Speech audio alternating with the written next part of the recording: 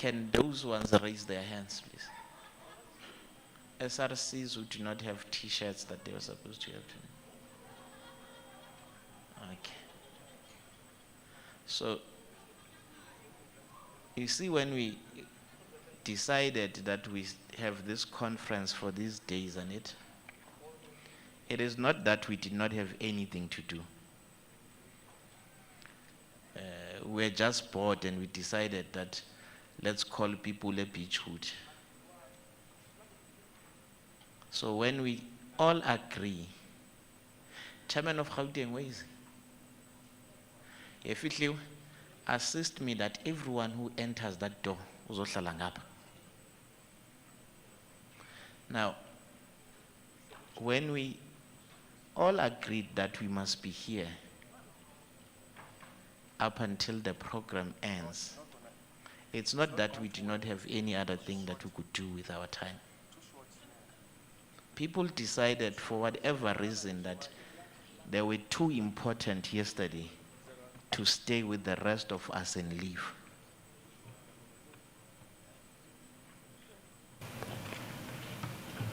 Please, let's not spoil a good event with ill discipline. All of us have better things that we could be doing, but we dedicated our time to be here with you because you are important in the sector. And to my colleagues, please don't take SRCs away when you know the program is supposed to run up. We can even run it until late, depending on how good or how bad we are with time, or we can even run it up until early. But it's irresponsible that when we have set the 3 days that we are here, and colleagues are driving with students, knowing exactly that the program is not ended. Please, let's not spoil a good event, colleagues, with wrong things. Now, in terms of our proceedings for today, we are going to finish the last panel discussion, which is a student-driven panel discussion. I want to check first, now let me call these people to the stage.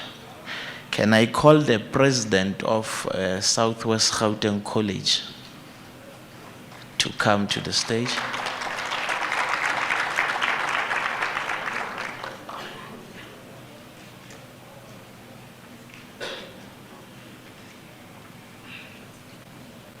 I said, Chairman, that corner is too dark.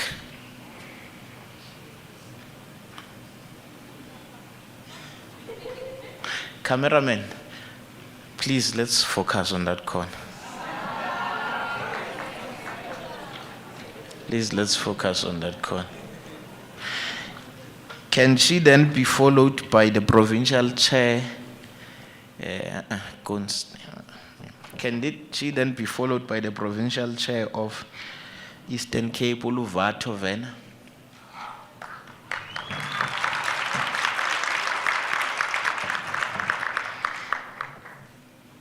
Can I then call, don't go and sit down, Tebu, it's your turn. Rapabi from, he's now a Triple S official, he's not like a student. I don't know why we put him in student panels. He's also the provincial chair of Kosaska in the Free State. He's the former president of Maluti Tibet College.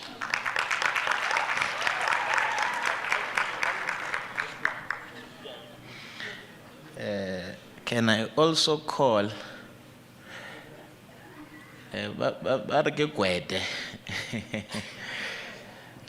there's only one Gwede in the Northern Cape. Mutlatsi to come to the fore. He's also a national executive for Kosaska. I think he's responsible for arts and culture, if I'm not mistaken. Let's give him a good round. He's a former president of Northern Cape Rural. You can see that Kikwete, ne? You can tell, right? is an official now of the college as well, and the Triple S. Can I then call the person that will moderate the conversation between these young, energetic leaders? Umbulelo Koba he's a deputy secretary of SATVETSA, former president of Northern Cape Urban. They call him the head of chess. To come, please come to the phone, Bula.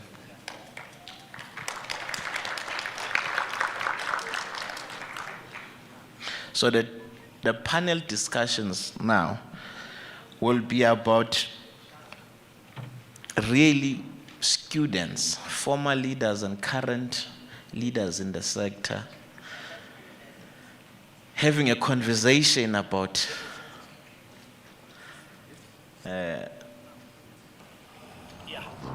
I'm not sure, TK, if you get a good angle now. They're fine. Okay. It will be about former leaders discussing the sector as it is. Botebu and Mutlatsi were responsible at the time. And Martin, who's not here, were responsible for at that time for drafting of the TVET Rise document. Now, it's always important to hear their voice now in terms of the transformation of the sector. And if you infuse that with the current leadership of, there are two tables there. I'm talking about the male table. So if you infuse that with the new generation of President Maposa, Chairman Vena, you then have to have a proper discussion. Mbulelo, over to you. Let's give them a good round of applause. Thank you very much. And I think Mr. Sonti is giving that interlude I had prepared, right? Especially moving from the TVET must rise to TVET must transform agenda that we are trying to establish. With that said, the first thing I think I would like to get, and I'm going to start from the former leaders first because they will give the discussion the perspective that it needs. So, where do we think that the sector is currently when you look at the time that you are advocating for TVET must rise? I remember at the time you were talking about infrastructural development, you're talking about the institutional development, as well as ensuring that our courses are aligned and are developed to the sector in terms of how it should be advancing. So if you can just give us that perspective and also tell us about what you think was then the contribution from former leaders at that point to put the sector where it is now, just to give the discussion the necessary context it needs.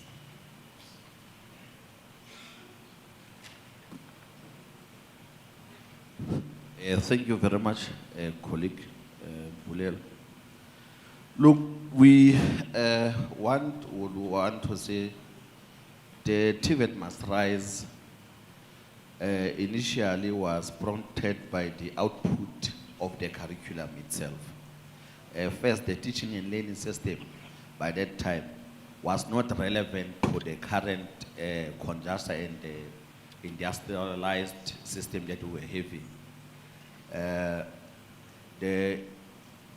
It was not speaking even into what's the different district model that are existing in different regions. You find that in Free State, there's only farming in the district. But when you check the college in that particular district, they are giving the curriculum that speak of mining, but there's no mining activities that are happening in that particular district. Even the institutions of higher learning themselves, the TVET sector, they were not even recognizing their own products. For example, the graduate of the TVET sector, they were not prioritized in terms of employment because the system themselves did not trust their own product to employ them and participate in the operational matters of the colleges. But since we've cried about that, and also we said You cannot have the TVET sector that you don't even have students who are not sitting in the council and academic board, but yet these structures are taking decisions on behalf of the students. The technology, the infrastructure, and also, for example, we said, if you trust the skills of the TVET sector, why do we still have colleges that employ and lose a lot of money on maintenance, but you have people who are doing practical skills in the college? The warehouses or where the warehouses where students are doing our practicals, you find students are still doing practicals with outdated machines where they are not in line with the industries outside.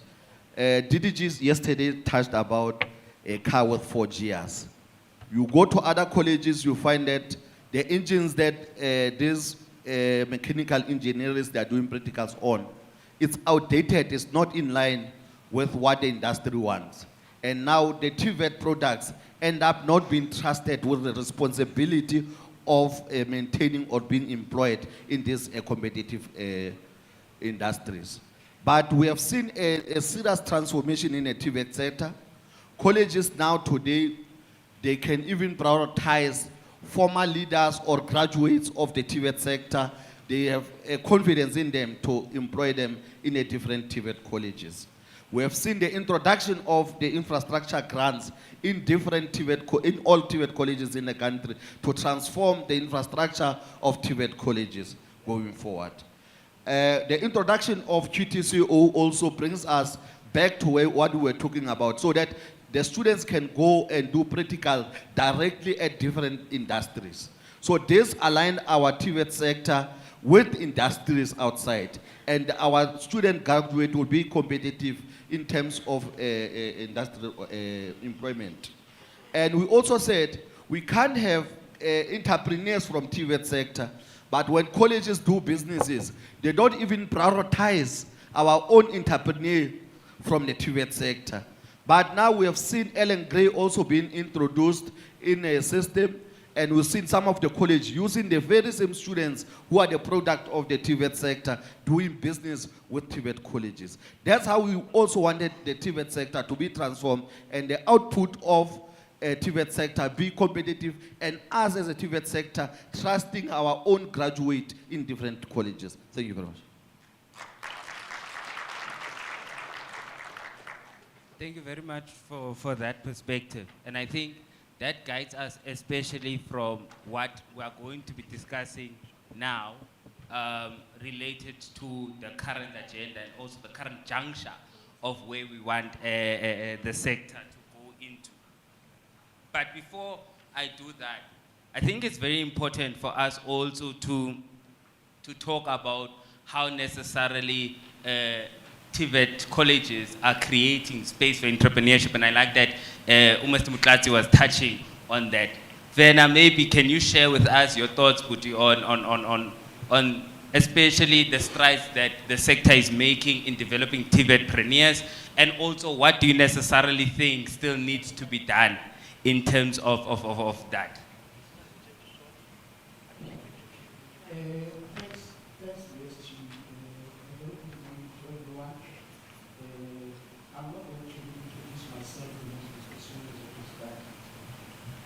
When we speak about the development of TVET, let me just give the USG a progress highlight.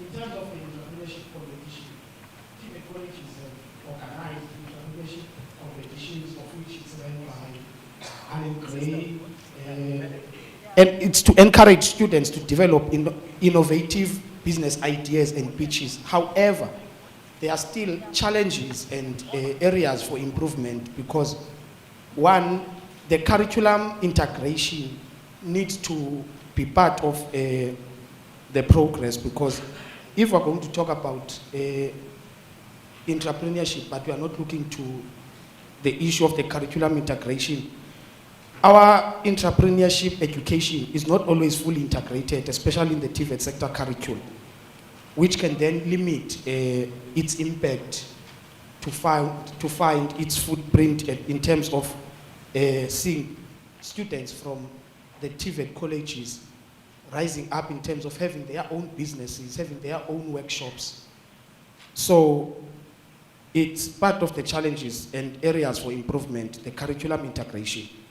And then now I have recommendations for future progress. I do want to believe that DHET will make sure that they are trying to fast track this one, because in terms of integrating the entrepreneurship education, TVET colleges should fully integrate entrepreneurship education into their curriculum, ensuring that students receive comprehensive training, provide ongoing mentorship and support. TVET colleges should establish mechanisms to provide ongoing mentorship and support to TVETpreneurs, ensuring their success and sustainability. We must never run away from the fact that we have students that are multi-skilled. Some students can design clothes. You have students who are able to do hair. However, they can't get to that space because they don't get the recognition that they need. However, I also encourage SRCs to make sure that they look to those students, and also in the portion of the SRC budget, you try and take some percentage to say, let us then have our own hair salon, for instance, at campus level, so that you are able to curb the issue of TVETpreneurs, because you will have a TVET student, when it comes to entrepreneurship competitions, to come and pitch for that person to win some money so that their business can run. We have NYDA, of which us as TVET students, we are looking away from NYDA because we are not prompt enough, or we are not given space enough in terms of getting what we seek. Of which now, if we are going to limit ourselves in terms of integrating the curriculum, it necessarily means we will forever be doing a talking show. We need to find action in order to make sure that TVETpreneurs are there to live. Thank you. Thank you very much, Puti, for also that comprehensive view. And I think I'm going to kind of ask a question that builds on to what he just shared, because in light of what we are transversing to the QCTO qualifications. Mr. Rapabi, can you maybe then share with us, what do you think is the role student leaders need to play in terms of ensuring that these people who do occupational qualifications get to be TVETpreneurs, and also get to be able to, one, access finance, or ensure that they get to play a part in the economy of the different places that they live at? Good morning. Good morning again. It's like the mic is trying to sabotage me. In the role of the QCTO,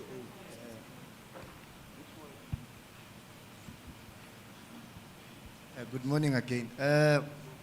With student leadership in terms of the QCTO, I know it's a very touchy subject when it comes to lecturers, at least they are here. I always said, we had this engagement, I know, in Free State, where Goldfields and Maluti TVET had a collaboration about making lecturers to understand about this thing of QCTO, because they are very hesitant towards it. It's what actually, when we said TVET must rise, it's one of the things that we said.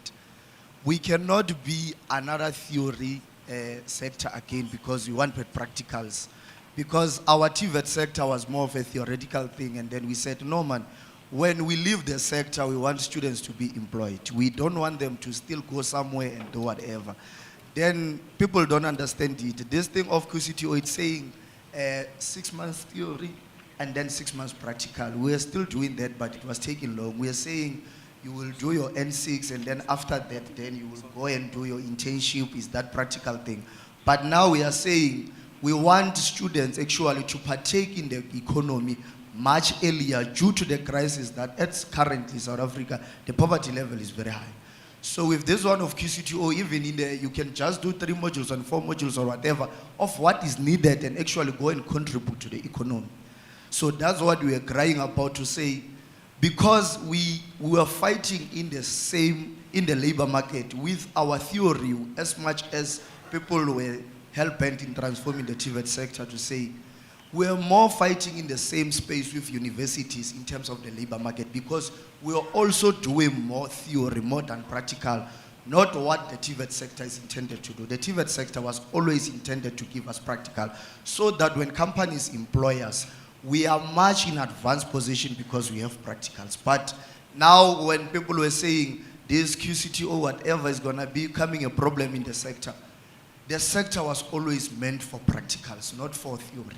And then with student leadership, in terms when, this is where I'm saying they should take disadvantage of new things that, these new QCTO things when they go to academic board in terms of championing these things themselves.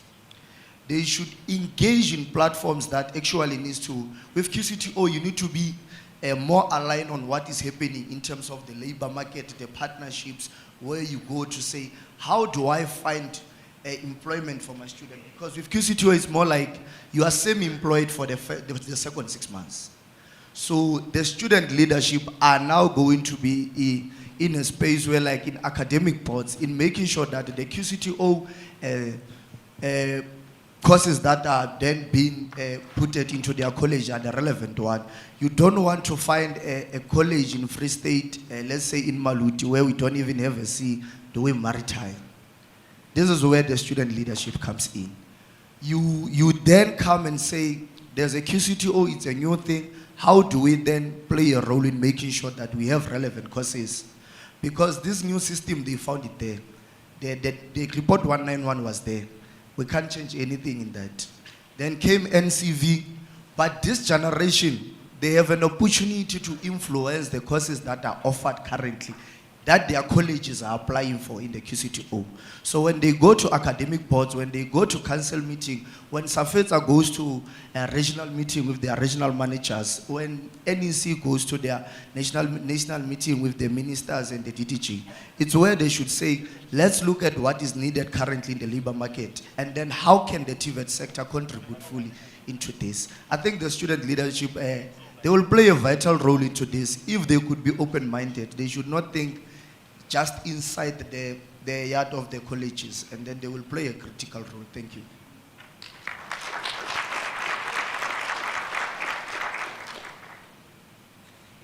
Thank you very much for that. And I think he touches on an important thing, which I actually wanted us to speak to as well, is like that role of SRCs within academic boards and utilizing that specifically to ensure that the qualifications that is offered within their institution responds to the needs.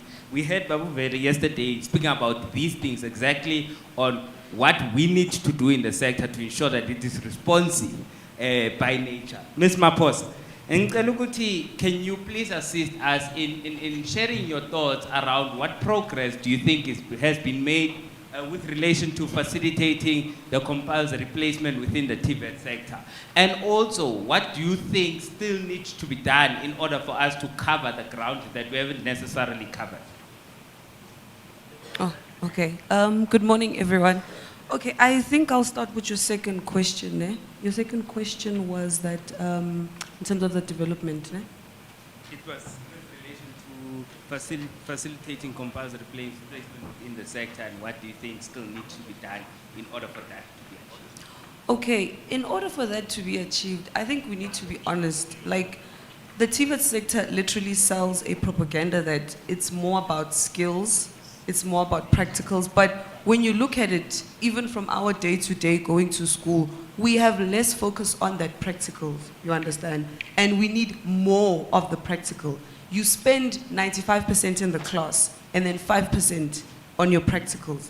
But still, once you completed your N6 and your level 4, you're still told that you still don't have skills. So I think if they could just shift it and move it more to practicals and then less on the theory part, because some of us, we've noticed that we're not very practically smart, we're not very theoretically smart. And those who are more practically smart, you'll see that when it's time for practicals, they actually do prosper. But then when the student has to then write the paper, it's a complete different story. But also, I think the other thing is that with them fostering partnerships, it needs to be more of companies that actually need the skill. You don't want to employ people that are already there. Like, for example, with HR, I think with HR, it needs to be known that it's a diverse pool. You understand? It's like agriculture. In agriculture, you know that you need mining, you need engineering, you need soil science, and as well as you need geologists as well. So you don't want to be in a sector that's limiting you as a student. You know, there was a lecturer yesterday who then said that within our subjects, they should remove one and add a skill. What was your second one? Oh, what was the progress made in terms of ensuring that we facilitate the process of placement of our students within sectors of the economy and industry? What is the progress made there? Okay, so far the progress that's been made there, we've seen with some of our previous, former student leaders that they are within the department sector. But still, when they are there, I think they're also not even given enough opportunity to actually outshine themselves. There's still people that are there that still don't want to be developed. But when you look at the current deputy ministers, you can see that opportunities are there. So it's just that we need to then make sure that we actually go to school and finish the course in due time. I think what's also hitting us is that we find ourselves in courses where it takes 3 years, but we take another additional 5 years. I think I covered everything. Is there something I'm missing? And you did cover. Okay, thank you.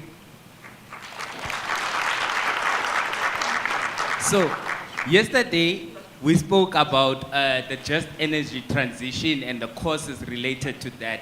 And the reason why I want to touch on this lastly is also because I'm going to speak about our articulation within to the university space. So when panel members then share, they can then share on that. But just for context, so where do we then think the sector needs to focus its energy with regards to the just energy transition? That is the first question. The second question is also what contribution can SRCs and student leaders make within council and within structures of our institutions to ensure that we get to transform the sector towards that? Mr. Rapabi.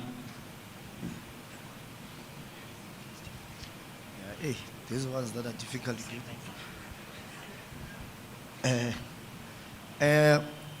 What I would say is that in terms of, I always say like we must find as the TVET sector our own identity.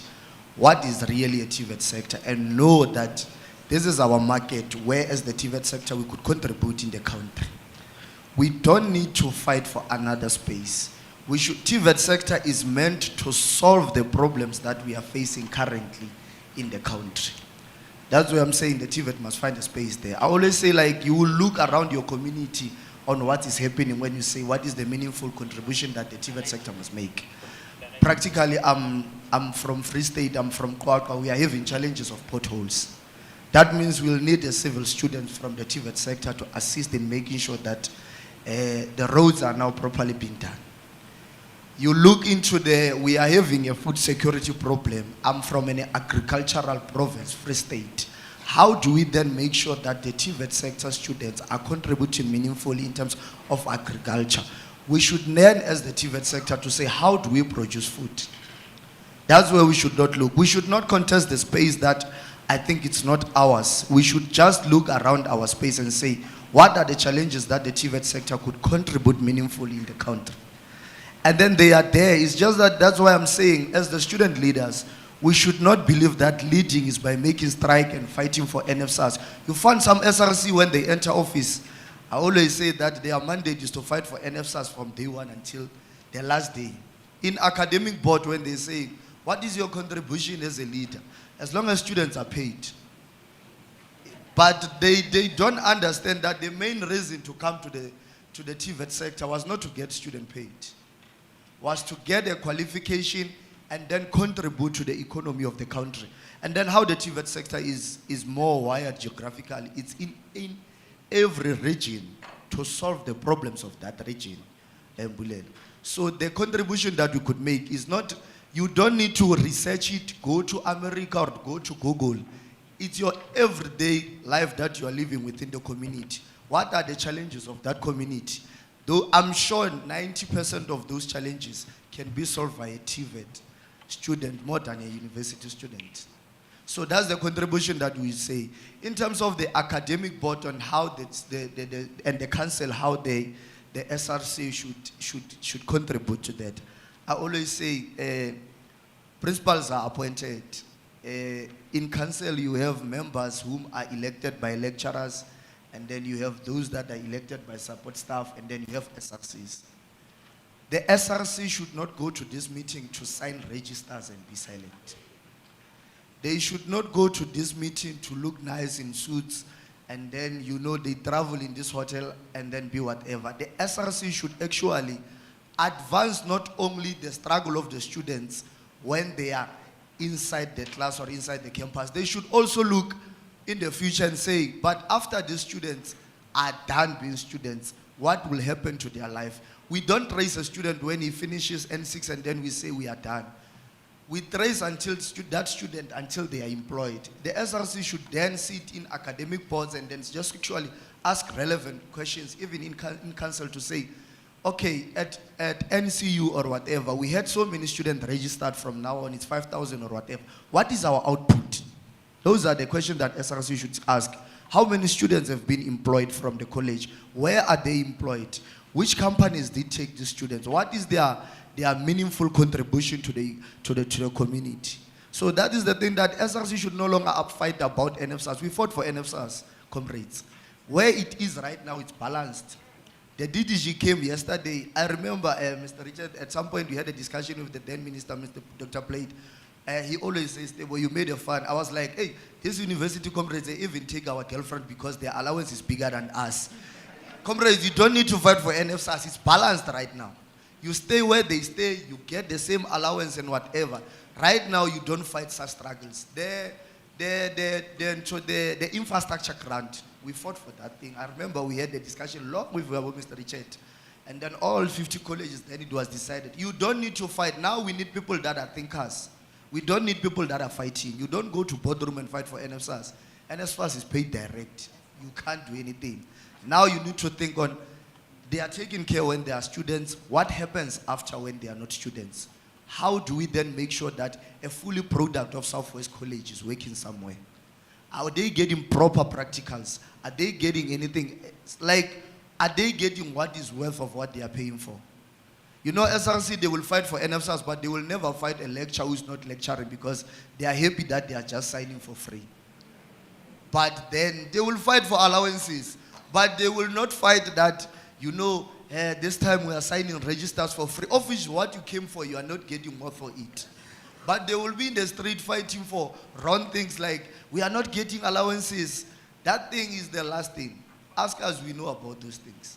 It's going to destroy majority of student leaders if you don't understand. I always say leading to SRC, it's not about you. It's about when your term ends and then you look at you sit at the graduation ceremony of your college, you said, I was leading in 2025. The college graduated around 10,000 students. It was under my leadership. It's not about how many got NFSAS. We want the output. So when you go back to Mbulelo, to the challenges that I'm giving the leadership is that we don't measure you according to NFSAS. We measure you according to how many students got success when you were leading. Academically, they came for the academics. So you can get them NFSAS, get them allowances, and on graduation day, on your year that you are leading, out of 10,000 student president, and then only 5,000 graduated, you have failed this month. We must push academics first as SRCs to say academically is the TVET sector. You know, I look at the performance of the TVET sector. That was just saying, well, I can't, you know about QCTO. About the TVET sector, I'm invested. I'm even go emotional when I speak about the TVET sector because where it was and then where it was. But now things have been balanced. NFSAS was fought for, but academically we are still not improving, President. The main core, the pass rate of the TVET sector is still not where we are. We are comfortable with our pass rate being at 30%. Colleges are still getting 30% pass rate, 40%. I've never had student leadership closing the college and saying, we are tired of getting 40% pass rate as the college. And then that's the thing that we came for. So their meaningful contribution to that is to fight for relevant things. And NFSAS, we've already fought for that thing.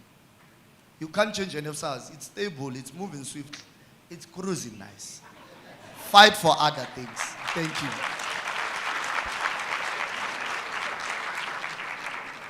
Thank you very much. I think that then concludes my questions. Does the panel members maybe have any last thoughts? We'll start from Vena and then we'll move upwards until Mr. Buklat. Okay, thanks, DSG. I think we are moving slowly as the sector in terms of implementation.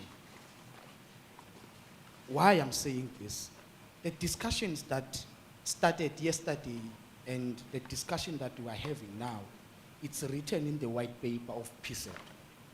However, we are slowly implementing these things because if as student leaders we are advising the sector, then those who are implementing, they still need to be advised more, yet we are given advices.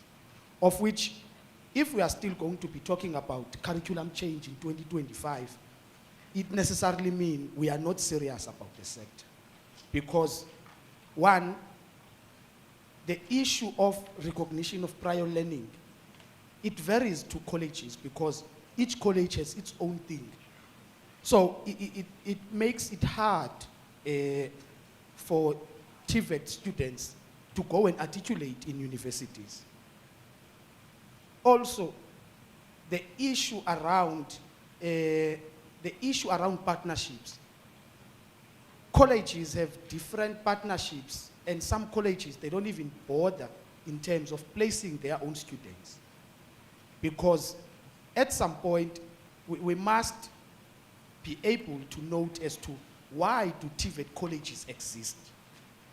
Once we know as to why TVET colleges exist, then it necessarily means we will be moving towards a correct direction.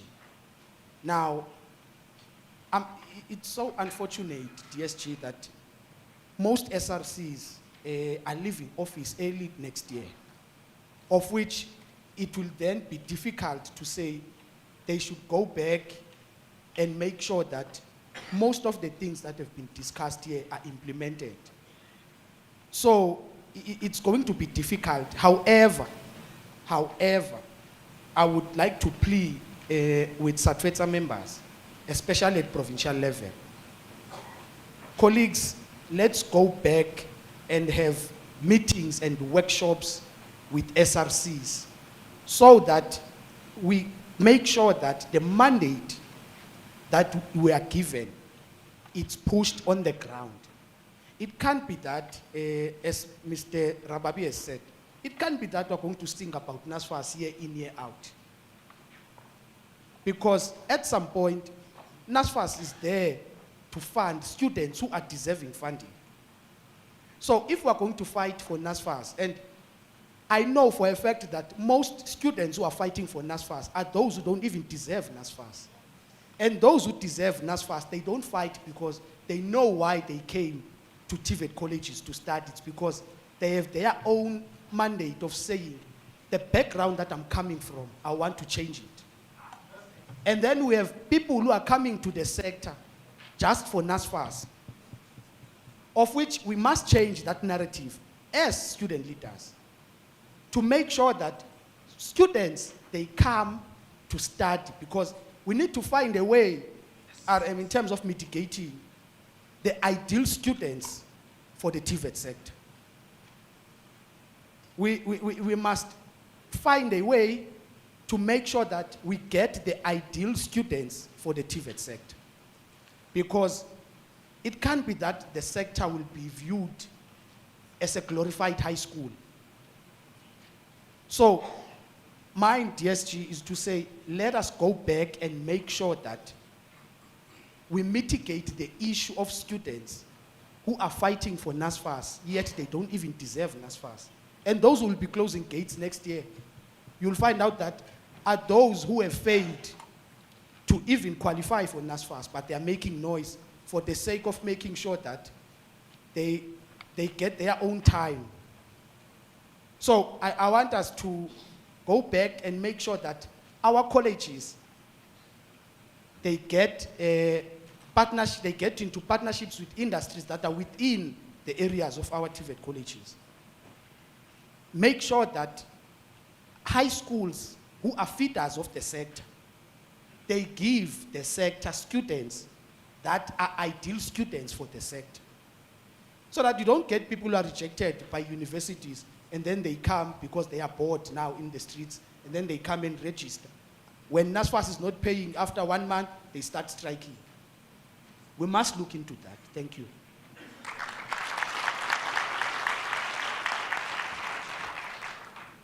Yeah, I think it works. Okay. Wow. No, thanks, Pris. How you set the tone. Okay. I just wanted to just bite on something that you just mentioned, Nem. The other problem is that with us as student leaders is that during campaigning stages, this is what I've seen from my college. I don't know about other colleges. There will be handlers that will lobby you and say, Tebogo, go and join the SRC. Tebogo goes and joins the SRC and they say to Tebogo, look, you will get benefits, you will get this, you will go there. But in the long run, this Tebogo character now no longer has interest in serving students.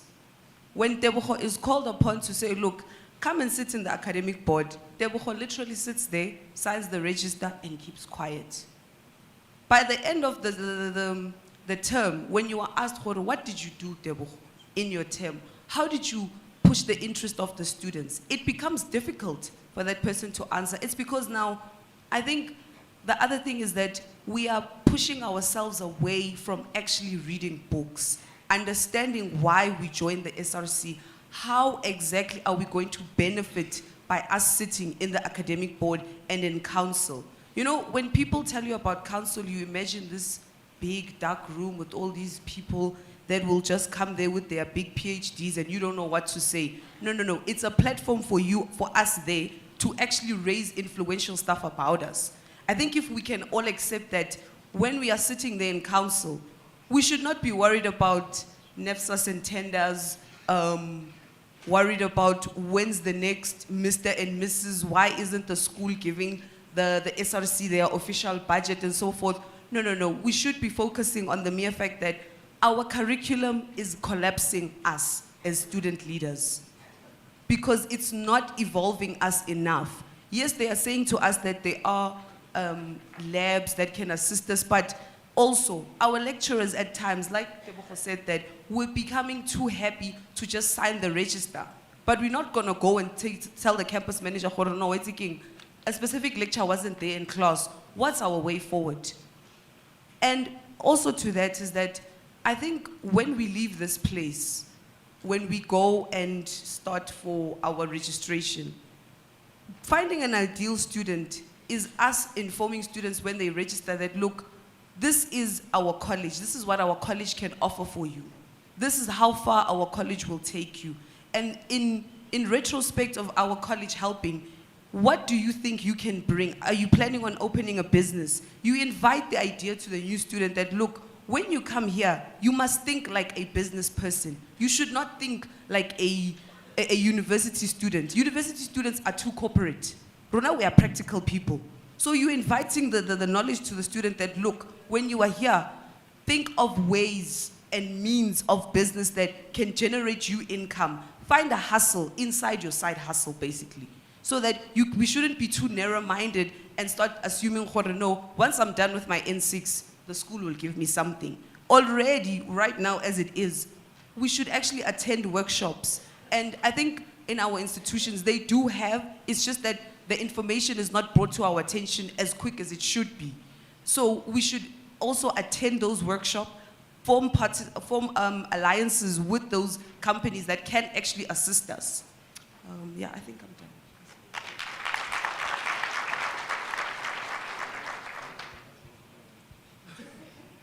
No, thank you very much, Elijah. I think one also must note and mention that we must recognize the collaboration of TVET sector and the universities in terms of a TVET diploma. when it comes to develop our lectures.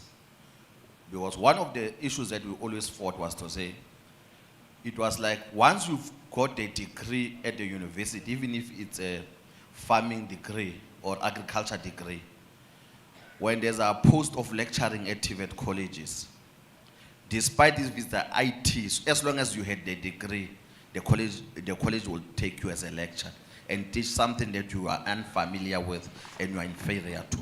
So I want to commend the Department of Higher Education in the collaboration of of TVET sector and the university to introduce TVET diplomas to capacitate our lectures in the system.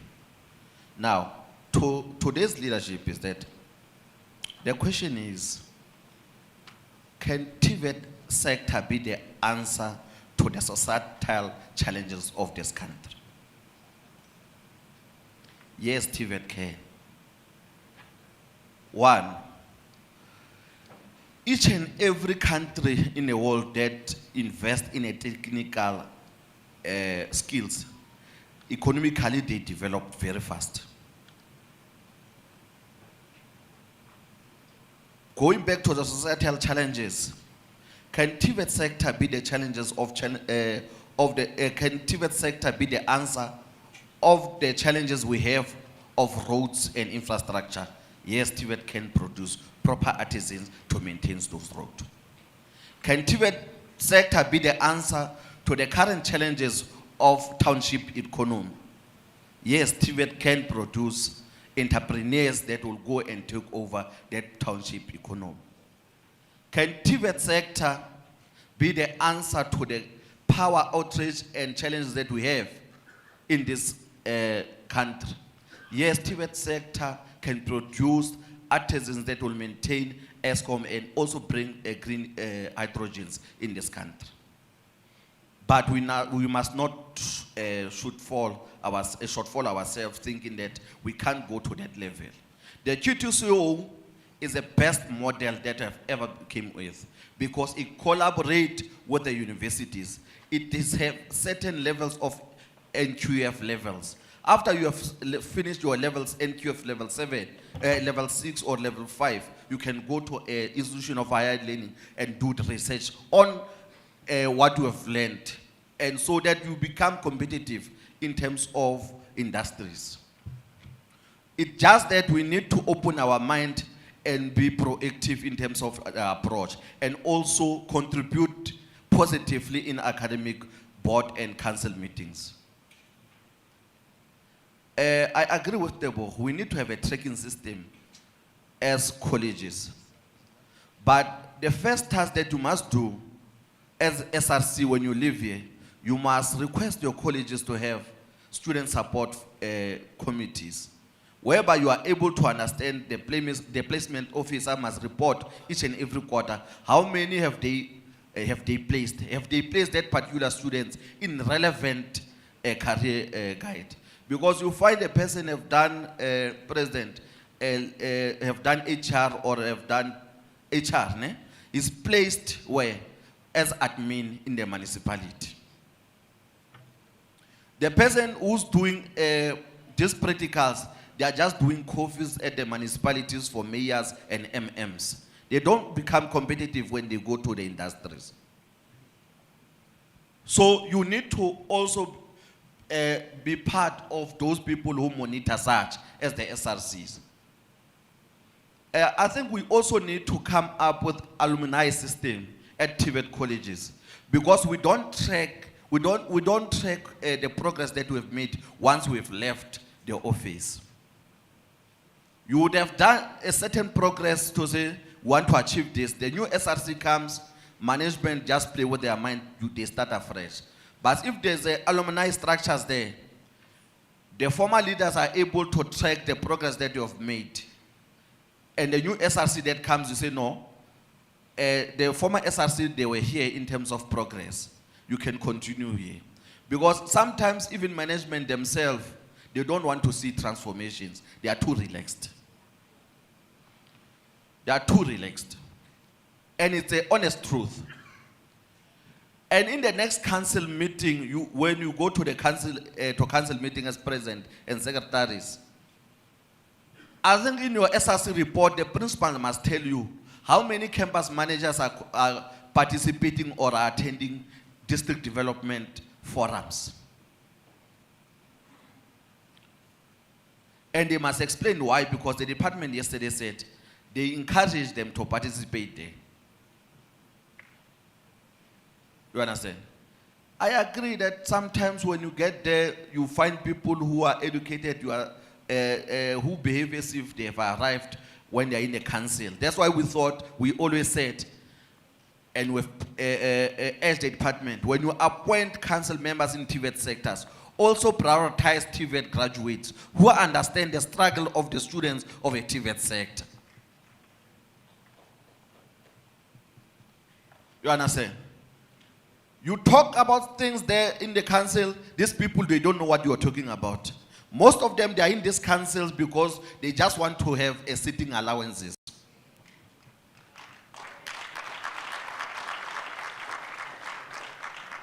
So, that's your responsibility as the SRC, and also to maintain the status quo. That even your course president, it is not left unattended when you have left the sector. Thank you very much.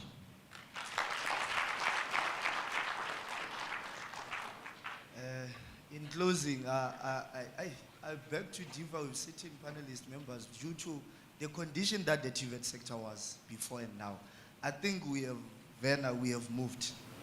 I don't want us to say it's moving slow. We have moved, and very fast, to where we were. I will make a practical example. When we arrived at certain point, certain colleges did not have SRC budget. Now we look into it, and then now colleges are having SRC budgets. There's that triple S monitoring tool. And then it's working very well. The TVET sector, where it was and where it is right now, many colleges did not even have labs, did not even have workshops. But now if you go to colleges, they are having skill centers, they are having whatever. In a short space, we should acknowledge where the sector was and where it is now. I feel like the sector, we are not actually acknowledging the hard work that the DHET and other officials have played a role in crucial structures like SACO, TVET, CGC, into transforming the TVET sector very fast. You know, you will have your TVET, CGC donating labs at colleges. For IR, we are moving in the right space. It's just that it's within certain colleges where things are not moving. But I think that in terms of curriculum, I remember at some point, Mr. Mudero, we were fighting to say, hey, this thing of LO, we don't want it. It can't be in the TVET sector that we are having an LO. We had that discussion, and then it was then sit down to say, no, we'll call computer it what. So we are transforming. The department did listen, and then we are moving. It's a thing that you don't want, people don't acknowledge where we were and then where we are right now. In closing, what I always say is that as an SRC or a leader in an institution, you should always say, when you leave on the office, what was my contribution? What will be I remembered for?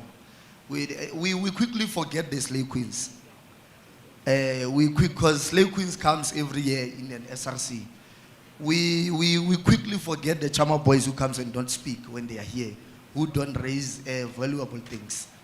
We are quick to that. I always say it's not good for a student leader to be taken to Cape Town. The college pays a flight ticket and whatever, and then you are silent, you don't contribute.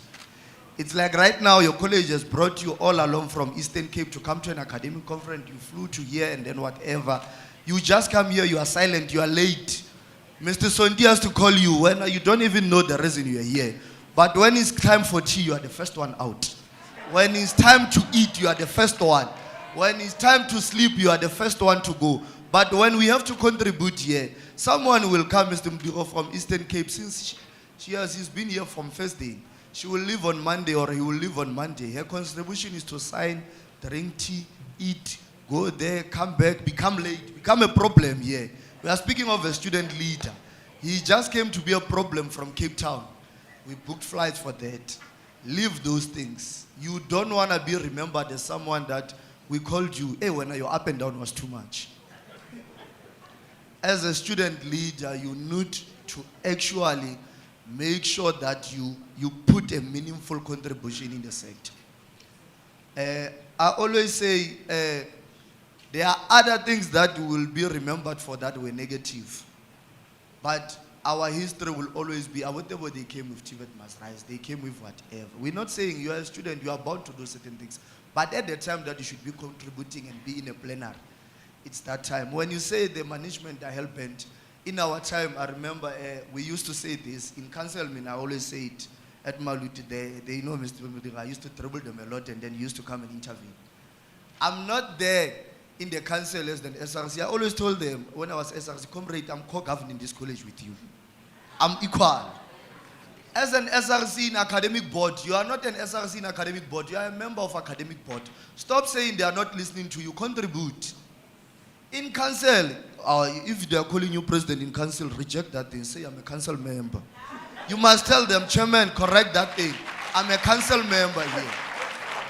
Because on how the posture that you address, you go there with. You are going there as an SRC. You go there as an inferior person, and then you are not. I get people are there on their expertise and their specialties. You found SRC in council, Mr. Mudiro, they are not even presenting their report. In sitting council, they just sit there, listen, and then you know what council members do. Now that I'm a council member, I will say we finish those things in executive council. Here we are just reporting to you. And then we leave. SRC is excited, we book them at the hotel. You can just say, comrades, whatever you did say in the executive there, I want you to see it. Can I be sent the details of everything prior? A week before. Because you are co-governing the college. Stop saying, hey, the management is not transforming the college. You are part of management as SRC. So you are failing the students. Stop saying, hey, the management is failing the students. You are part of management as SRC. Go and read the CET Act. Read the roles of SRC. Then you will stop complaining. You will start fixing things.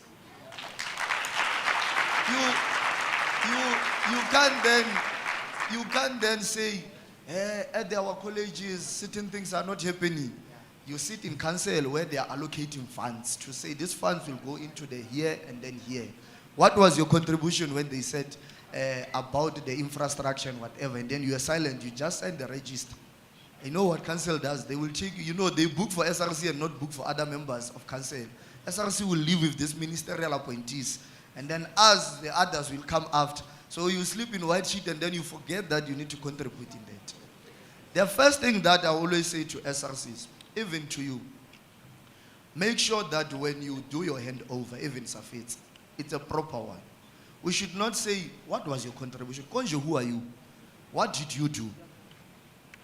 I always say, even in SATVETSA, if you are, or in SRC, your role is to take pictures. Make sure that you do it elegantly. I always say for the TVET sector, even if they say I must sweep and clean, I'll do it wholeheartedly. That's how I love the sector. If the tomorrow Maluti, they say they will go and clean there, I'll go and clean, because I know the contribution of cleaning the environment, so that the student could then have a teaching and learning in a clean environment. If you are given a role to lead president as the president, do it wholeheartedly. So that when you leave the sector, we don't question what was your contribution. Now, when we look at your contribution, even colleges now, Mr. Mudiro, when SRC wants to be taken to Cape Town, what will you be doing in Cape Town? Because you are not even speaking here at the college. So in a room full of 300 people, what are you going to say? We are not even sure. Some of them, when they are colleges, they see them on screen. When they come to ask questions here, hey, they shake the principal to say, what is she going to say? Because she hardly says anything. Yeah. So as SRC, my contribution to that is due to say, I always say SRC can make you or break you. It's how you use it. It can open doors for you or close doors for you. For some of us, it opened doors for us. And perfectly well, we're having that discussion with Soti. We're having that discussion yesterday with Mr. Soti. I was like, hey, for us, SRC worked for us, comrades. Hey, it worked, it opened doors for us. Now we are able to take care of our families. We can put bread on the table. We took them out of shacks. I always say some of us, we come from villages that you can't even look at them. When you go there, the signal get lost. But now where we are because of the TVET sector, it has taken well care of us. And then we'll forever contribute. If next day I'm called to say, wake up, the TVET sector needs you here to sweep, clean this hall, I'll do it wholeheartedly. Because I know where it was and then how it took care of us. Yeah, if you go to pictures when you were young, you will see. So as a student, the Mtaki was not this big. It's the TVET sector, it contributed. See. So we must be thankful where it contributed to that sector. Look how he's big. He did not even attend this fancy school, but his kids are attending fancy school because of the TVET sector. So that is the contribution that the sector is making, and then we must clap for ourselves. We come from. One of the things when we said TVET must ride, we said, let our own products be part of the transformation of the sector. We did not say, no, we want to be hired, and then after we sit there, we drink coffees, we are part of the unions that are fighting. We said, we'll make transformation. When we arrived in Triple S, you could see change. I always say when we love with SK, we always say, to take this thing away of TVET sector from us, SK, SG, you'll have to kill us first. We fought for this TVET sector. That's how the pride that we have about the sector. If someone wants to destroy colleges or campuses, they don't know how much we fought for the money of infrastructure. They never sat and engaged. That's why they just come and ban campuses. They don't know to get the TVET sector to build a simple classroom or extend what it takes. Where do we take that money? So if someone say SRC ban the campuses, you must then ask those who came from Faure. Actually, what does it take for a TVET college to build another campus? Where do they get funding? How do they get that funding? But all I'm saying in closing, my final word is that go and measure yourself according to the graduates that were there in your year. So next year when you see the graduate of 2025, and it will be those ones who were in 2024, you were leading. And then if the results of your college next year when they come in January, and then the pass rate is low, you contributed to that. And then you contributed to the poverty of the country because there are students who have lost NFSAS. Did you do anything to help them? So that are the questions that you should ask yourself as SRC. And then thank you, DSGA. As we get emotional when we speak of the sector. Thank you very much to the panel members. I think the program director will guide us on the interactive session, and I will only thank them properly as soon as we're done with the interactive session. Okay, let's give them one huge round of applause.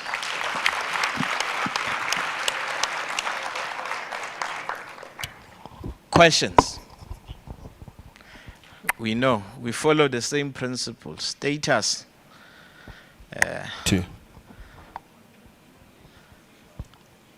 Yeah, let's, Hartley.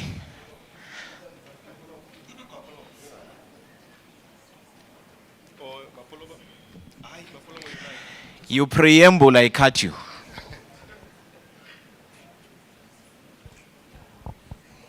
Yo, it's a mass meeting.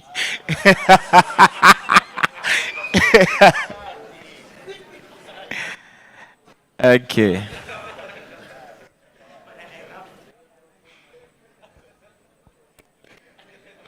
Okay.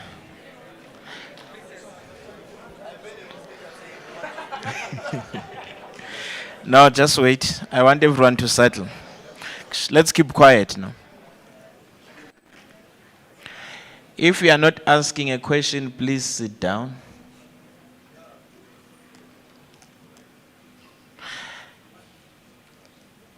Let's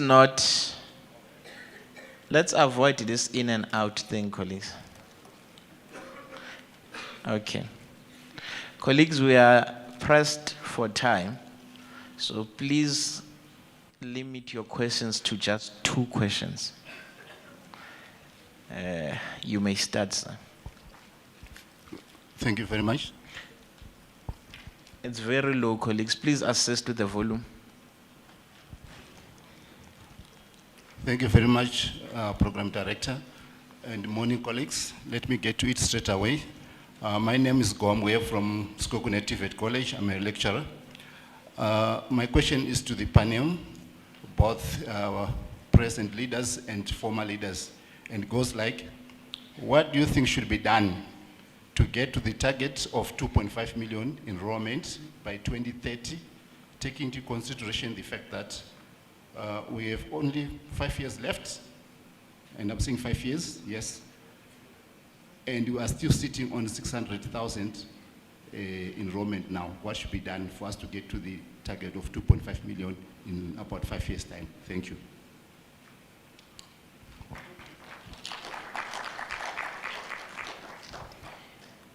Greetings. My name is Sipesande Duma. My name will be short. And Date Rapabi, this goes to you as a former leader and also Mr. Mutlatsi there. I want to talk about capacitation. We have an issue now. Student leaders come into SRC. You don't know what SRC is. This is what the other table was talking about. You get into SRC, you know, it's all about the vibes. But by the time you get towards the end of your term, you are now more aware of what SRC is about. But in February, I'm going out of SRC, then the new SRC is coming in. You're talking of students making meaningful contributions to councils and academic boards. But when students come into student governance, they don't really know what is it that they should do there. So how could we address the issue of capacitation at an earliest stage to ensure that students do what they must do, student leaders do what they must do in these board meetings and councils? And also the second thing is, maybe it's a contribution. I think the sector must create platforms at all levels with different stakeholders such as industries, local governments, and national government, basic education, etc. Because Mr. Mutlas was saying TVET graduates can solve problems, but is the society aware who we are, what is it that we can do, and what is it that we want to achieve? So also, I think the TVET sector must establish itself in the country or in the society. People must know who we are and what is it that we want to achieve, so that we don't catch them by surprise when they are here. Thank you. Good morning, everyone. State House Clover from Buffalo City College, Eastern Cape. I think one of the questions I wanted to ask my learned friend has covered, but it's for Premier League, obviously. What is it that you think we can do in making sure that our SRCs are properly orientated and inducted? I know for a fact there's a clear instruction to the colleges that in this sitting, we should be sitting with 2025 SRC. But we are sitting with SRCs that in February, they will be out. They will make no contribution for 2025. Because at this stage, those SRC members should be on an induction phase for 2025, having elected already. The last 3 months should be there being orientated on what to be an SRC. Now, there's a lot of resistance from our colleges, which is also contributed by the political formations of the students, not wanting to go, their deployees to go out of the SRC, which is something that is crippling our SRCs for them to grow to be better persons like you. Because when they get to SRC in March, already it's heated. They don't have time to think. They must get to the bottom of the things immediately without even being properly orientated. Now, what kind of an orientation that we need to do, what kind of induction we need to do, because we can't keep them on, yes, people must be trained, but we can't keep them on trainings all the time because there's work that needs to be done. Now, how do we instill the instruction that comes from DHET to our colleges so that, and also to the current SRCs and the formations, in making sure that in the last quarter of a year, before exams, elections are done, you have your SRC, they are being, the handover is properly done for the period of 3 months. Then in January, they start working. Because this one, the arrangement that is currently done, yes, I know other provinces and other colleges, they oblige to the instruction, but there's a lot of majority of our colleges and provinces that are in resistance in doing and applying the instruction. Thank you.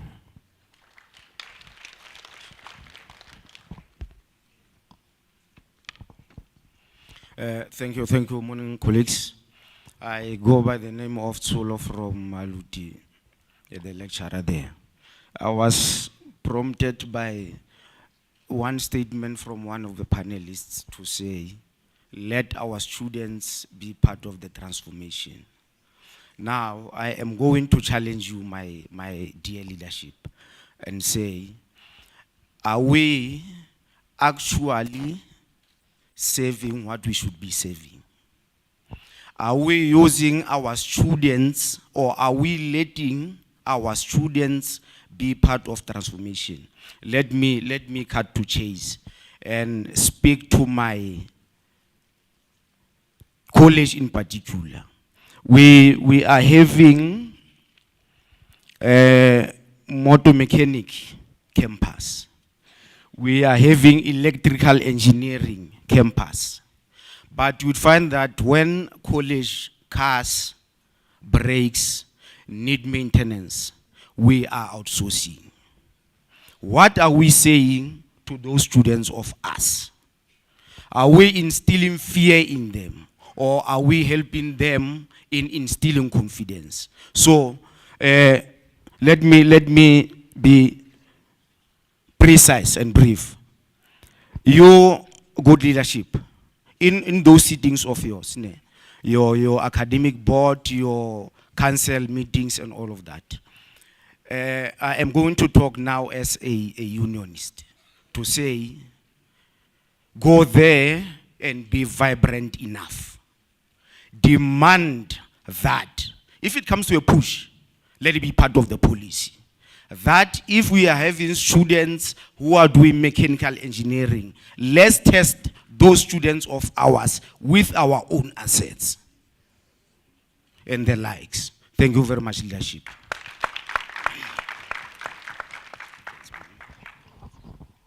Good morning to everyone. My name is Lebu Faith Moko and I am the president of Maluti TVET College.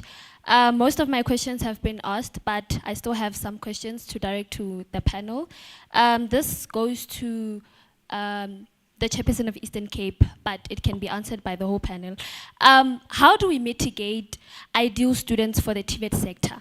When majority of the leaders in the TVET sector contest the leadership office with a mentality of status and benefits, but not really to be productive.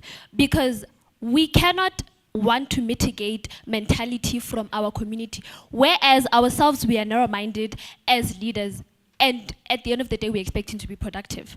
And the second question goes to what the gentleman from Northern Cape mentioned in terms of the importance and capability of the TVET sector in the economy. But then how can we as leaders or student governance advocate for programs like the QCTO programs that will ensure, or rather are centered on entrepreneurial, they're entrepreneurial driven, whereas as the leaders that are already in office, we are not being exposed to entrepreneurial platforms. So how do you advocate for something that you don't even know the benefit of, or rather you're not exposed to? Thank you.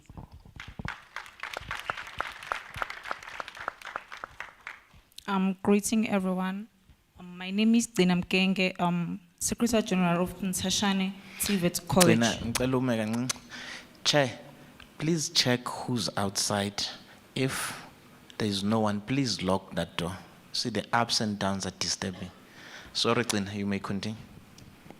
My question to the panel is based on the roles of the SLC within the academic board. My first question is that what mechanism are in place for the SRC to provide a transparent and a timely updates on the academic issues? My second question is that what some potential areas for improvement is in the relationship between the SRC and academic board? Thank you. Good morning, everyone. My name is Tlotlo Letiga from Northern Cape Urban TVET College. My question is directed to the former president of Qwaqwa, of Maluti. You made an example in terms of placements. You made an example of potholes there by your place. And then my question is that we are really looking, or we are really approaching this thing of placement in the wrong way. We must actually lobby government to say that government open state entities, like for an example, your bricklaying, your engineers. Government must open more entities that is going to assist our students in placement, so that we know that at the end of a student having to complete their studies or their course, we know that, okay, we are taking this student directly to the bricklaying company or directly to engineering, whereby they're going to say, now, here is a project, we're having potholes, agriculture, we have a number of students, can't these students come and then finish part of their practical side through government? I think it's a proper approach in terms of placement, because it's a real issue, according to me. It's a real issue of placement. Students are unable to finish. Again, you touch on the output as to how do we contribute in terms of our deployment. The contribution is that yes, we must not only focus on one issue, which is NSFAS. We must also focus on other issues. But the main problem here is that the biggest problem is NSFAS. So we cannot shy away from saying that we must focus on other issues. We must deal with the big elephant in the room first before we can go to other issues. But my question was simple, Ella. It was only on placement, as to how do we go about this placement thing, because it's a real problem. It was even discussed yesterday, but according to me, I was not satisfied. So I was just making this contribution as to why can't we lobby government to... Okay. Okay. Thank you very much. Thank you, Program Director. Good morning, everyone. My name is Ati Matseni from Northwest, SRC Deputy President of SATVETSA College. My question goes straight to the madam. Madam, I heard you were saying lecturers who do not attend classes should be reported. So I just want to know, what about those lecturers and campus managers that work together against the students? How do we work on about that? The last one is, can we please have SRC administrators in the colleges? I thank you.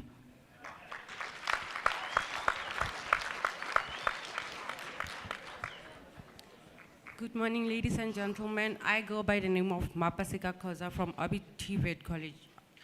This is not a question, but a comment. In addition to what Mrs. Maposa said, I think TVET College's programs must incorporate practical sessions at the end of each term to prepare students for workplace. Additionally, lecturers should receive ongoing training to effectively deliver these practicals. Furthermore, there is a need to upgrade outdated equipment, ensuring they align with industry standards and better prepare students for the workforce. We also recommend that college DPIs must be field workers, meaning they must establish partnership with industry every week to ensure the college workshops are upgraded. Thank you. Good morning. My name is Florence Mokhalobe, and I am from the TVET College Northwest. I have two questions, but before I start, I wanted to ask about the outdated curriculum that was mentioned by Mrs. Maposa. As we embark in this important dialogue, some of our programs are not aligned with the evolving needs of industries, particularly in high demand sectors like IT, yet we have life orientation.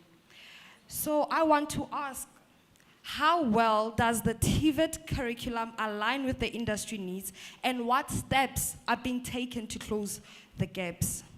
How can the TVET institution ensure that their programs remain relevant in a rapidly changing job market? Because as we are students, we are starting to evolve, and as I wanted to say that you do not need to study on how to drive a car. Instead, you have to learn practically on how to drive it. Thank you. Thank you so much. I am Begomusa Eric Njwenya. Greetings to the House. Thank you, Program Director. I'm from CJC. And my question is actually directed to Mr. Rapabi.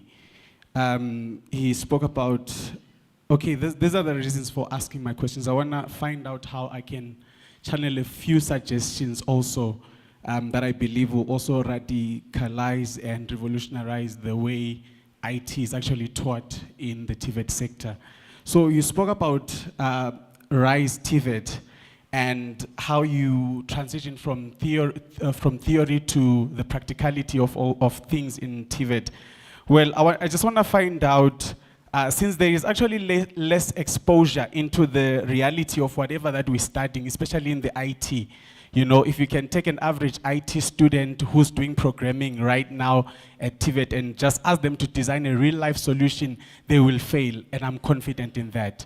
You know, simply because I myself, I'm an IT student. Well, because I've tried to get resources from outside, I can do something better. But I'm just saying, with what we have in the TVET sector, who implemented the practicals, or who designed the practical curriculum, and did you involve the industries and companies that we possibly might work for? Or yes, did you involve local companies and businesses, and did they approve the adequacy of these practicals? And if so, why do they have to retrain students when they go into the workplace? So yes, that's my questions, and I have a few suggestions, but Minier said we shouldn't give any of those, so I would love to find out when should we share those ideas and suggestions. Thank you.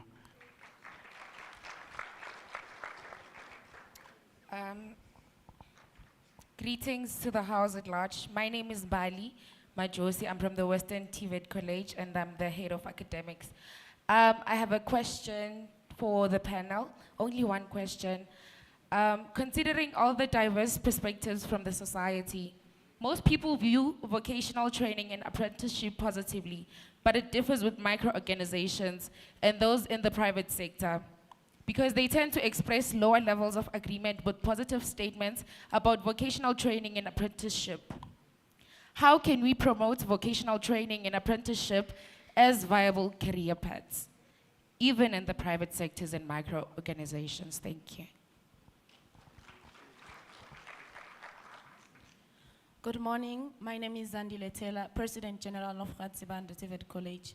Mine is more of a suggestion to the SATVETSA.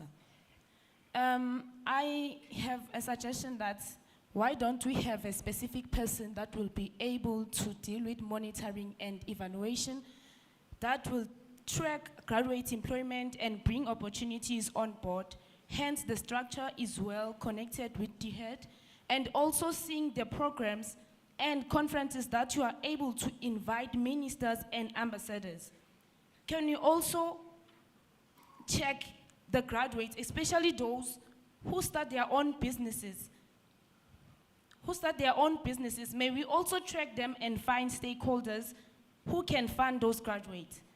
Let us do the same as we are doing when we collect the data of students not receiving NSFAS and translate it to giving a task to SRC members to go out there and collect the data of graduates and try and do something influential with that data. Can we be able to claim that under our leadership, maybe 85% of students were able to graduate and a certain percentage of graduates were employed? Thank you very much. Good morning, everyone. My name is Sindisiwe Gambushe from Eastern Cape, Ingwe TVET College.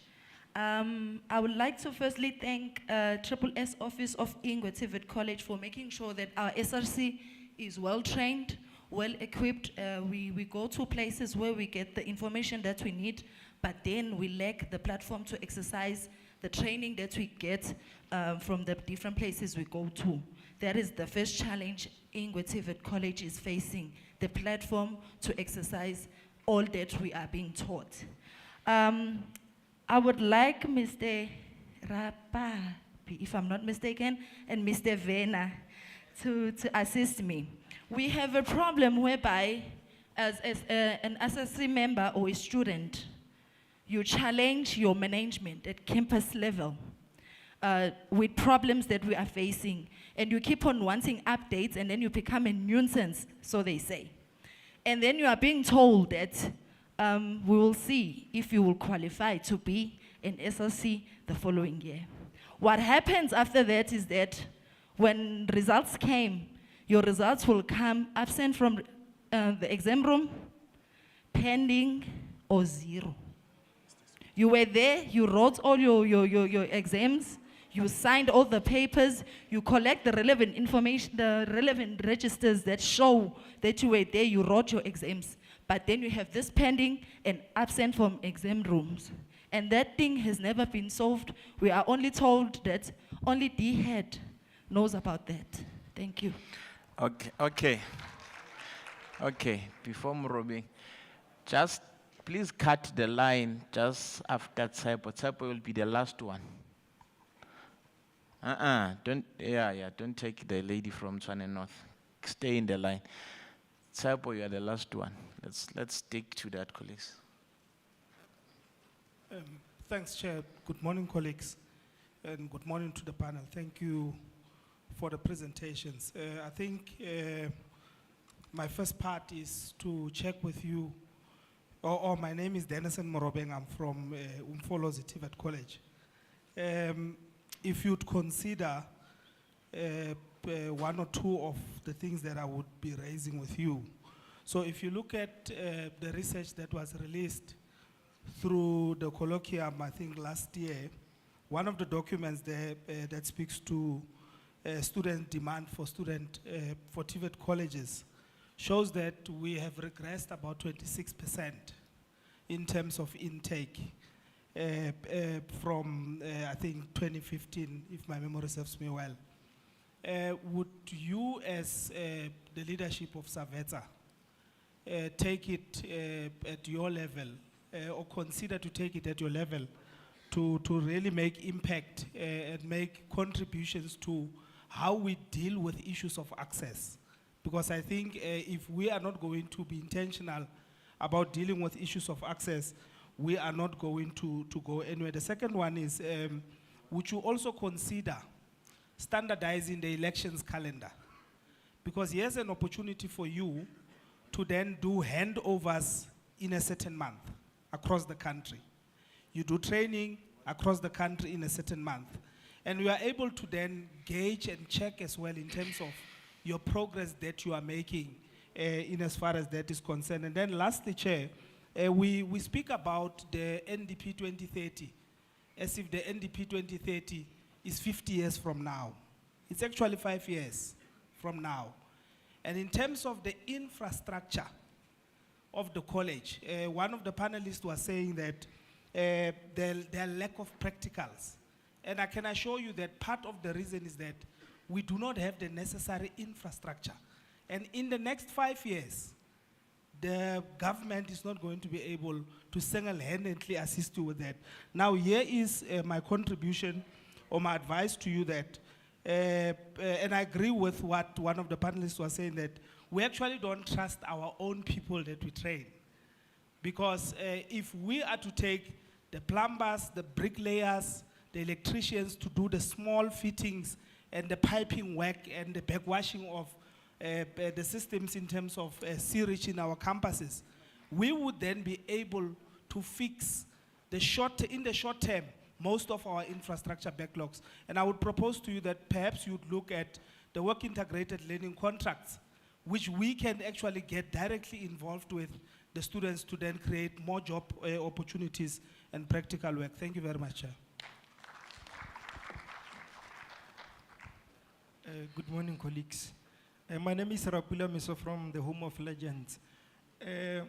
Mine is directed to you, Ntate Tebo.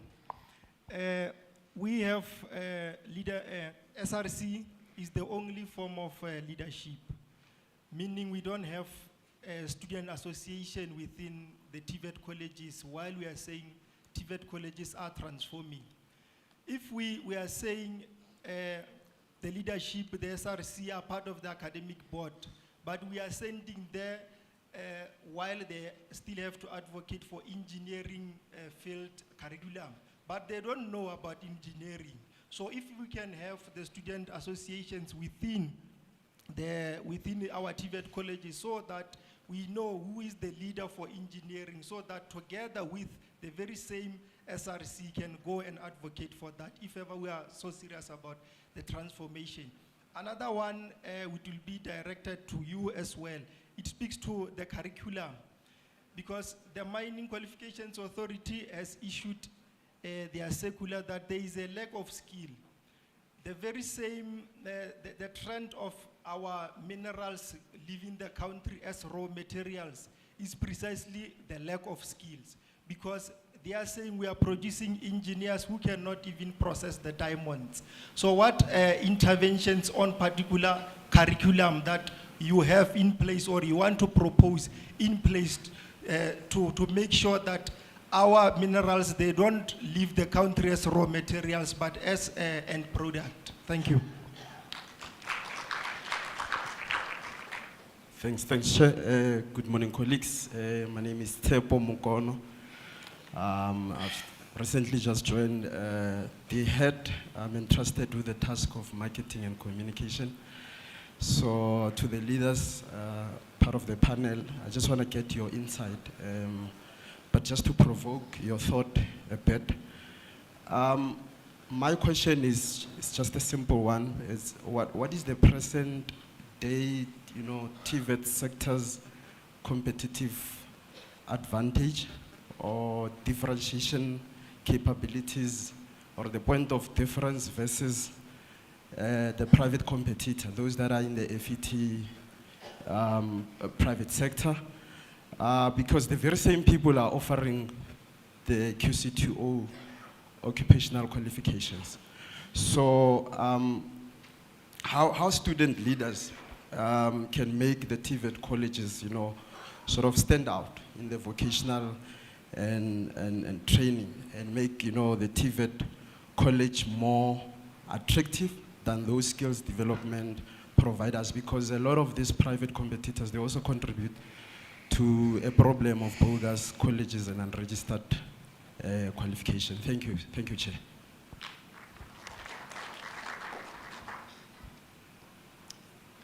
Good morning. My name is Mobeto Rebecca, Secretary General of Tshwane North TVET College. Mine goes straight to Mr. Mtladi. Mr. Mtladi, I heard you say there must be a follow-up on placement of students if they are placed in relevant position. So my question is, how can SRC influence the college to make it a point that students are placed for a relevant position? Thank you.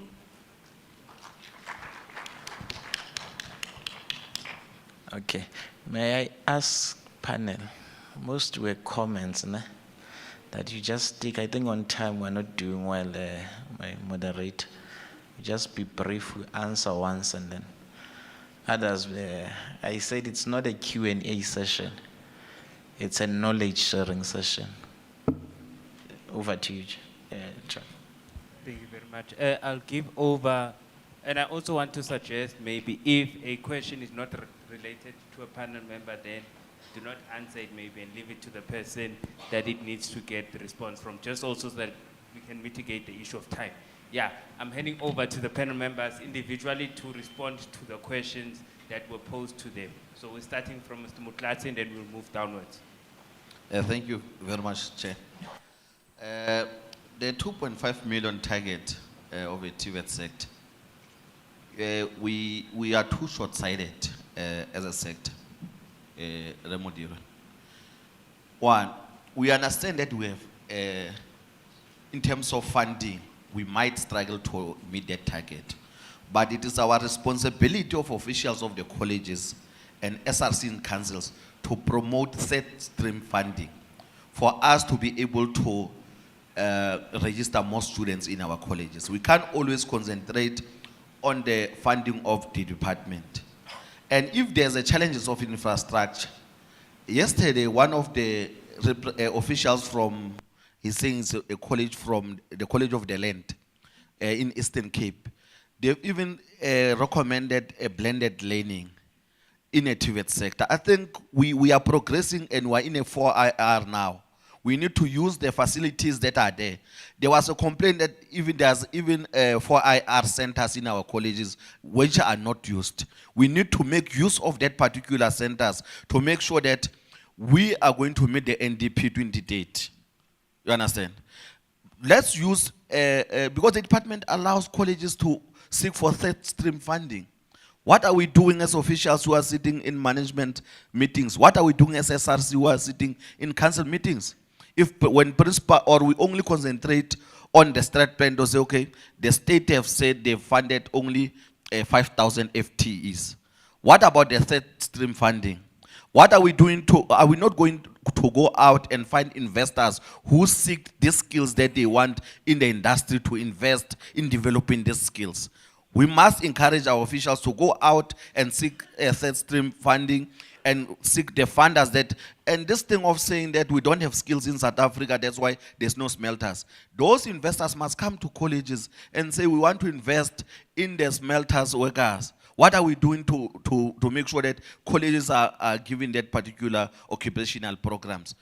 Because you cannot just say there's no skills, but you are doing nothing. Are they investing on what they are saying they want? Because one of their roles, if they want to invest in smelters, they must be able to invest in the skills development. So the third streaming, the third stream funding is the answer to 2.5 million and blended learning. The capacity building from Glover. Glover, I think you are SRC, you are the student support official. Now the question you ask is if you are SRC. As a student support official, it is your responsibility to make a plan and how then you have program of action in terms of how are you going to capacitate your SRC. It is not a departmental issue, but as a triple S at the college, it is your own responsibility to see how it is implemented. If you don't have a voice at the executive, tell us that they are not listening to you and you don't have a proper planning. Is the society aware of the TVET sector? You, before you are a student, you are a community member. You understand challenges of society better than another person. So the good story of the TVET sector, or what we can transform in terms of society, it can only be communicated by us as SRCs, and the good story can be only communicated by us as SRCs. For example, if there's no water in Johannesburg, what one you are coming from, what one, it also affects you. When you go to the council, you said, when you go to the council or the academic board, you say, but in Gauteng, there's no skills that deals with water maintenance. Can't we get government to intervene and give us third streaming so that we have occupational programs that deal with water maintenance. Because you understand it better because you are coming from the community. You understand? Political formations, look, colleagues, the SRC are recognized by CT Act. But SRC also have responsibility to recognize student formation and political organization, student organization. But the reality of the matter is that the only statutory structure is the SRC. That's why I will encourage the student support officials. Because where we are sitting, I think they will also have a student formation policy that dictate to student formation. Here you can go to such extent, here you are not going to. So that this thing is there. When they apply for recognition in the college, they know there's a policy that it's administered their day-to-day operation. SRC accountability. Look, you are saying that the SRC are not accountable. Now someone said SRC is not accountable. They just get elected and they forget about it. In my institution, the SRC constitution said, if you are SRC, you must have quarterly mass meetings. If you don't have them, we'll go to re-elections. Because who are you accounting to if you are SRC in the office, then you don't account to students? Because once you don't have these mass meetings, which views are you representing in these meetings that you are going to? Students are faced with challenges there every day. They are champions by what? Student formations. Because you are afraid to call mass meetings and account on the activities and the progress that you've made since you've been elected. I think I will stop there. No, SRC, colleges not using the skills, I've touched it, that yes, there is at least progress. We see other colleges using their students to maintain infrastructure in different colleges, which is a good direction, which is the progress that we want to see.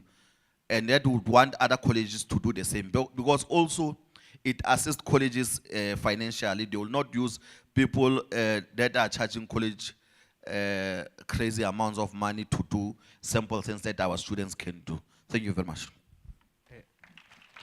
I think before Mr. Rapabi starts with his response, that he'll be the last one because most of the questions were posed to him. But also when we answer, we be direct so that we also limit the issue of time. Thank you.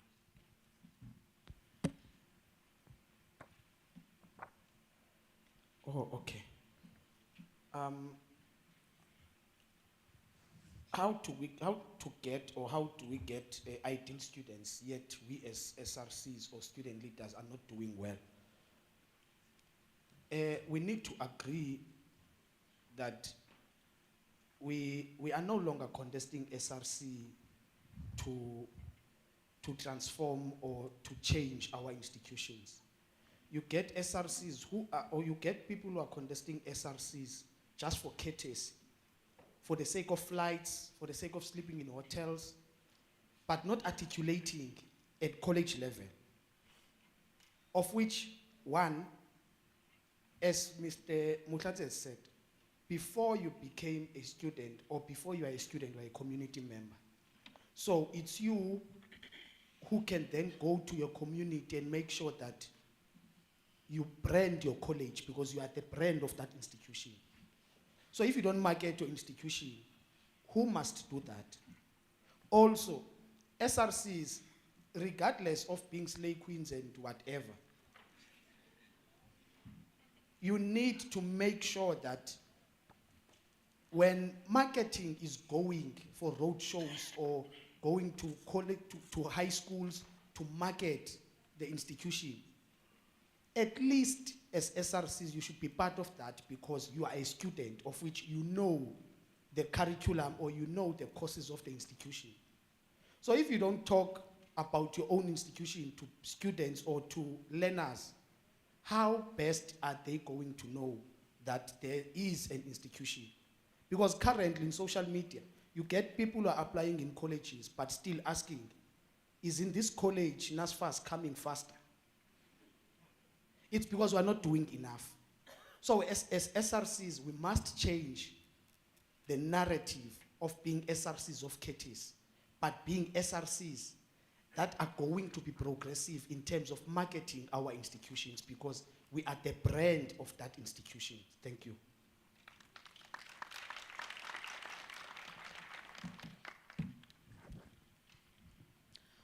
Thank you very much. So I'm going to start with the one of SRC members being victimized. Look, we all get victimized in a way. It's just how you mitigate that process. And another thing is that as much as there was, I think it was a lady who said that in their college management sometimes fails them because they've raised student, sorry about that, they've raised student problems. Don't fear management. It's just your style of negotiating.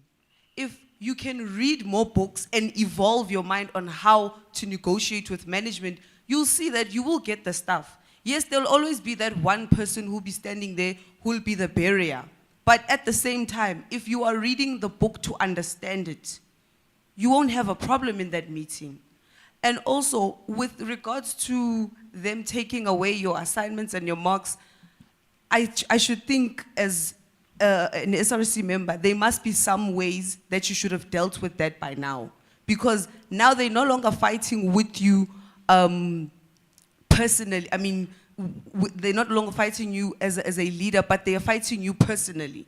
Because it's taking away the main reason why you are there. You must remember that when you are in student leadership, you're not just an SRC, you are also a student. You also need to pass. You also need to attend class. So if now they are taking away that from you, then it's more personal. And also, there was a question with regards to, what is it? With the outdated methods of teaching and learning that we're experiencing with. As much as infrastructure is a problem, again, as leaders, what are we doing in those council meetings? What are we saying? Are we saying that it's okay for management to prioritize implementing means of for example, health and safety to buy signs and so forth? What are you doing in that council meeting that's going to involve you? Are you coming to the meeting to say, no, look, it's fine, let the school buy signs? No, you must actually inform them that, look, this method of teaching and learning, it's not working for us. And there is proof. That is why we go to academic board. When we're academic board, we can see that this is the pass rate, this is the failure rate. So if you can't differentiate between which is good, which is bad, then there really is something wrong. Because at that time when you are in that academic board, you're not there to just say, no, we are passing, but you are also there to contribute to other ways. Don't limit the contribution. Don't even be scared. You know, I think the other thing is that even in those academic boards, some of us were afraid to ask management questions, but we have insightful, don't be scared. When you are there, don't be scared. Ask the question. It's just the manner of approach that will matter. And I think there was another question.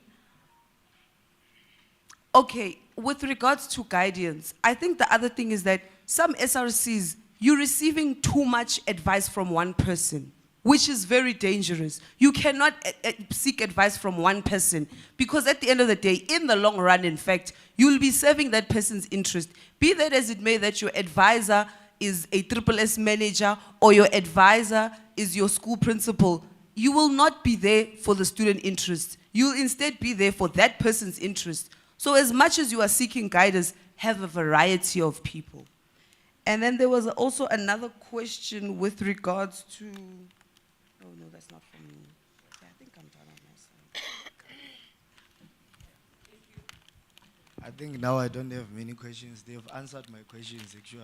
Those that were said, Mr. Appa, they just answered them. I think I'll just be straight, man. Time is against us. The first one of capacitation, Mtlati started it. I think like what you should emphasize on Clover, it's more of handover. You know, as management, we always say so that the other SRC doesn't wake the other one. We make sure that we just get rid of this one so they don't meet the other SRC. So they start fighting for the same thing. We just prioritize the handover session that they sit in the room, they have handover reports they send to each other to say this is what was the challenges of 2024, this is where you should continue in the handover period on that one. I just want to be brief because on the, in terms of what are we saving, actually, are we practicing, what are we saving? I always say the lecturers plays a vital role there. You know, when you said I'm a unionist, I know when lecturers you say, you should come on Saturday and whatever so that you could, even saying to lecturers they should go to will. They say, are we going to get paid? Should you come and, even lecturers, if they're saying these students are competent enough, if you say to a lecturer, go and facilitate that these students are doing practicals on this car.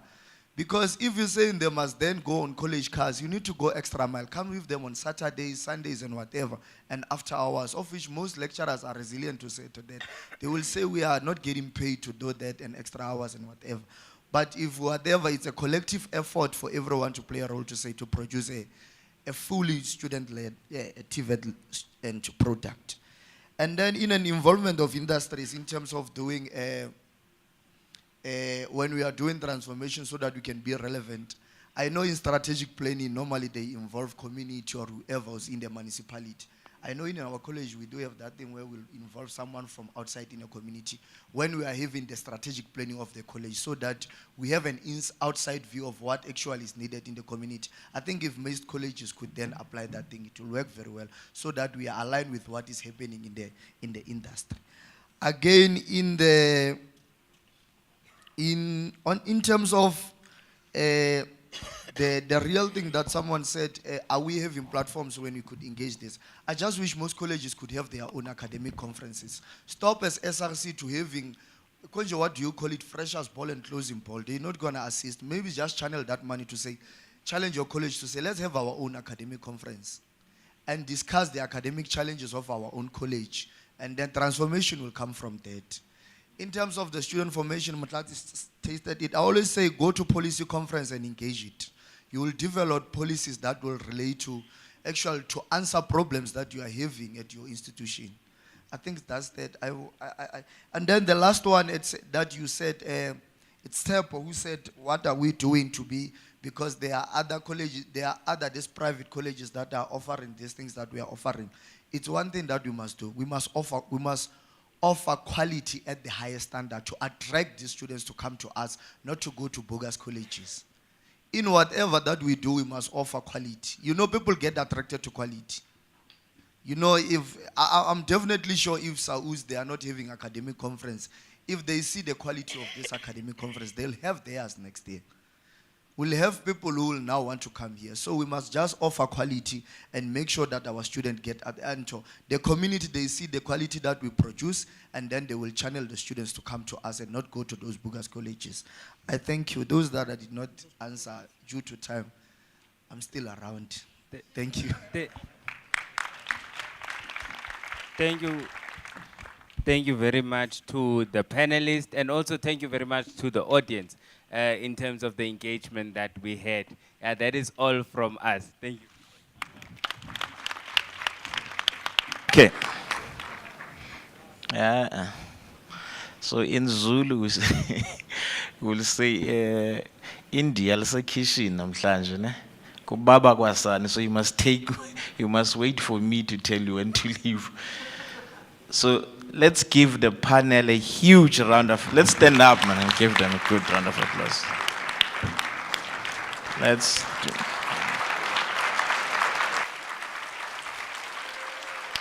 Good. Let's give our moderator a very huge round of applause as well. You may then leave. Leave Gwet, leave Gwet, leave Gwet. Okay. Swiftly, colleagues, I'm going to call on names. Babu Mngana, I want us to take a 15 minutes body break. When we come back, then you run with your program. But before that, if you have checked your WhatsApps and you have not received an SMS from me, just ignore me. So I'd suggest that you check your WhatsApps. If you have an SMS, know that I'm going to call you. Let me start with the ones that I know already have received my love letters. May I please have Lova come to me, status. Just come next to me. Just check your WhatsApp. If you have not received a love letter from me, ignore. Just know you're not in trouble. So, may I please have Romania to come next to me as well. Nice love letter. Debo, where is Debo? I know you have not seen the love letter, but just come to me as well. Just stand there. You are the last commission. Stand there. So Lova, Rapabi, Baxter, stand there. Oh, no. I've overpopulated this commission intentionally. Prasten, you have received my love letter, but come stand with them. Stand with them there. Get to know each other. May I please have Tebu Mokhale and Solven. Sondel. Just stand, Nina. You must stand next to me. I'll tell you what they have done.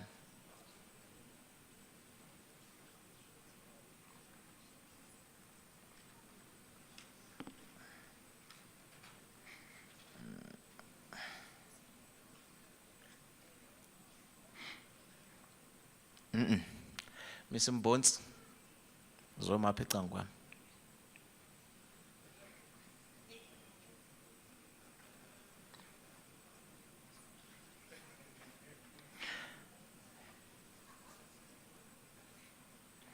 Just in the middle, when I'm at it, I'm solving. Miss Bones is solving here at table, just next to them. Can I have Babu Nkosi, Trevor Nkosi from Tashan, Opi? Mam Kumalo, kalume no tebu opha. Azasixolela. Xa umane uba fresh uzawuphela. Can I have Morubeng and Sive Gumenge come next to you? Sive, suyijonga lo phone kulady ma.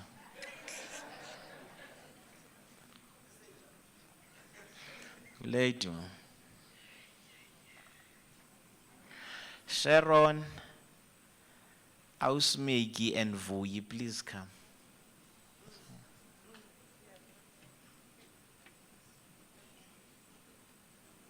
Where is Ausmegi? Hey, Ausmegi.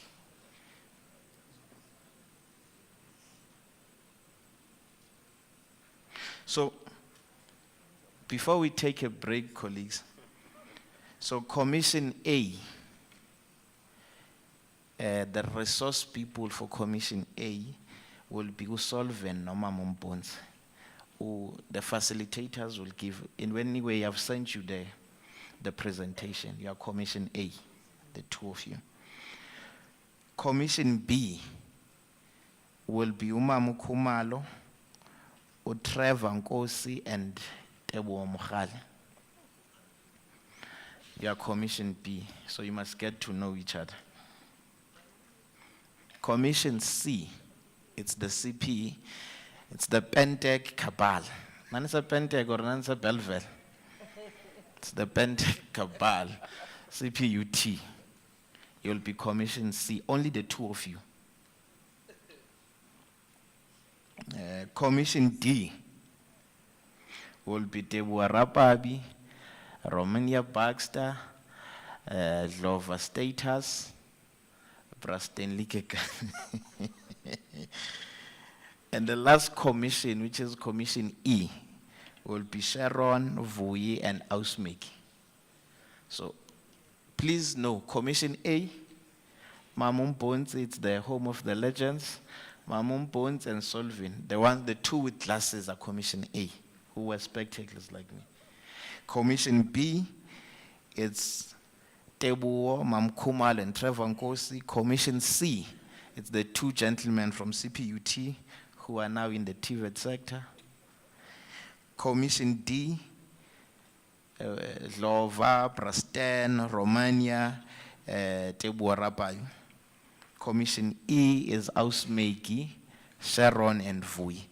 May we please take a 15 minutes break?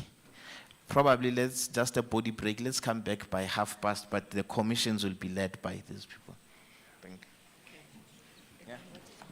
Okay, wait. 3 commissions will be here. So meaning A, B, C will be here. They'll be divided. D, E will be outside. Colleagues will show you, will be outside. D, E outside, A, B, C here.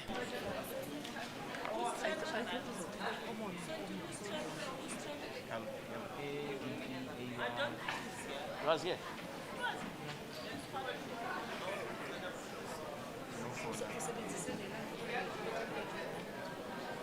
Ayo yang